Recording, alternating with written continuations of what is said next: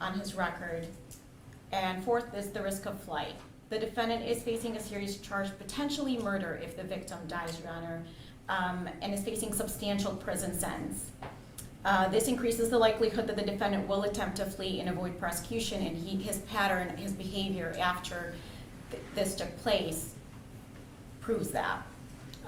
People are asking that he surrender his United States passport. I am aware that he's got one from defense counsel. Your Honor, the nature of this offense shows that the defendant is a danger to the community. He showed no total disregard to the safety of other motorists around him. This happened in a public area. This incident is on video. The victim is on a ventilator, and he's in a medically induced coma at this time. There is a chance or likelihood that he may not survive this, although we are hoping for his recovery and survival. But if that does not happen, then the defendant, the evidence supports a first-degree murder charge. Given all of these factors, also MCL 765.6, there's a presumption of no bond in certain offenses, particularly assault with intent to murder, Judge. It's extremely serious. There's a potential life sentence here involving a deadly weapon, which was a vehicle, 2 tons of heaping metal, where he intentionally accelerated to run this person over. So I'm asking for no bond and a remand. Okay, let me ask you before the problem starts. You're saying I can remand him with this charge? I can remand him on the first-degree murder, but can I remand him on this charge? Absolutely. Given the seriousness of the offense, the condition of the complaining witness at this time, Your Honor, also his KPS history, he has 2 local warrants for his arrest: dangerous drugs where the bond is $500 and an OWI where the bond is $1,000. Those are warrants now? Correct. And we have the files. Okay. Counsel? Your Honor, whatever I will tell the court is by no means meant to belittle what happened to the victim. And we are very sensitive, myself, defendant's family, and the defendant, we're very sensitive to what's happening to the victim. It's a very unfortunate and tragic circumstances here that led to this. This was not a random one morning my client wakes up and says, let me go run somebody over. This is not the situation. Counsel for the people mentioned videos. Yeah, there are a lot of videos, and I won't try the case in a bond argument, but I want the court to know, if you look at one side only, yes, there's a video of the incident, but there are many videos of the victim threatening my client, threatening his family, insulting everybody. This has been building up because the victim was an employee of the family of my client, and he was let go a few months ago for some problems, and he didn't get over it, and he kept threatening them on social media, and more than once, and the days preceding this, he threatened to kill. There are videos for this. Counsel and I will be sharing the videos we have. In fact, they're all over the public. I'm not on TikTok, but I've been sent those videos from TikTok.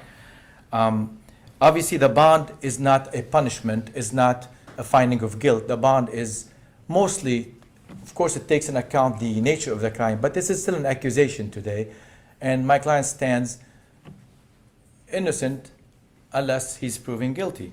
The bond is to ensure his coming back to court and he's not dangerous to society.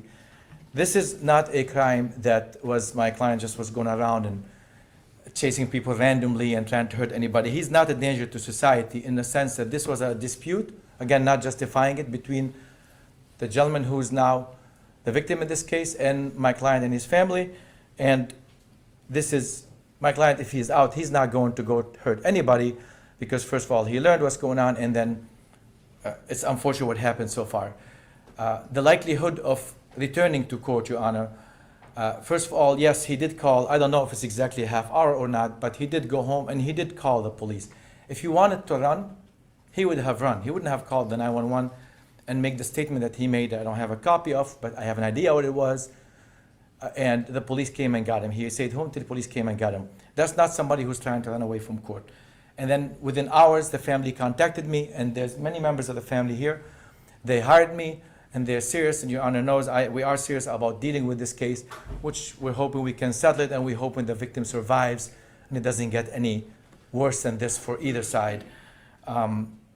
Nobody's going to run away. He will surrender his passport, and if he has any foreign passport, I'll ensure this, is surrendered. As far as the local warrants, I'm not 100% sure. I don't doubt what the prosecutor is saying here, but she has a printout from the lien. I know the court has a file in front of it. I had talked to my client. These are cases, old cases. He believed when I talked to him yesterday that he served his probation and they were closed. If there's some fine not paid or something, we can deal with it right away. This is not someone who's trying to run away from the courts. He's been a lifelong resident of this community, Your Honor, since he was 7. He's 35-year-old now. He's married. He has a 7-year-old daughter. His wife is pregnant. He's not going anywhere to leave them. He works for the family business. And we would like, Your Honor, if the court, of course, the seriousness of the charges will warrant a cash bond, some type of 10% bond, or even a tether, so the family can post, so he can stay with his family right now with his wife and kid, and he can work until the case is resolved, and he can assist me in his defense. Thank you, Counsel. Let me ask you the same question. Can I remand him on these charges? I am not as sure as the prosecutor is, Your Honor, that he can be remanded on the non-mandatory life. I know there are charges, so I did not research this particular thing because I was hoping we don't even discuss remand today. But I don't doubt what the prosecutor said. I didn't research this particular issue. I can do that. If the court give me a couple of minutes, I can do that. I know that remand is not available for all offenses. Your Honor, I know that remand is available for, I could get the MCL in certain court cases for life offenses.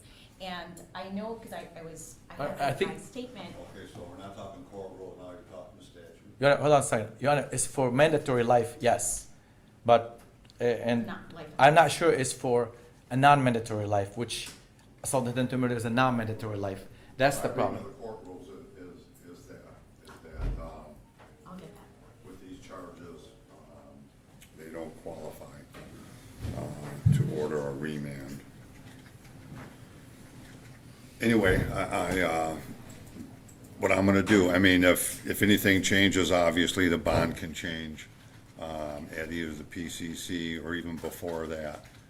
But the bond is gonna be $750,000 cash or surety, GPS tether, No 10%, Your Honor? no 10%. If he gets the GPS tether, it's a house arrest.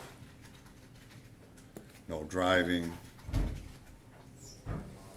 And turn in passports. Do we have, we have an American passport. Do we have any other passports? I can check on that, Your Honor, and if the court order to turn over the passports, I will talk to the family, especially if he's still in custody. We need to find the passports, and who would we turn them into? Just to the police The station. officer in charge. Police, Your okay, Honor. I will do that. And that would be Detective Sergeant Carpenter. Okay, anything further? Nothing further, Your Honor. Counsel? Your Honor. Thank you.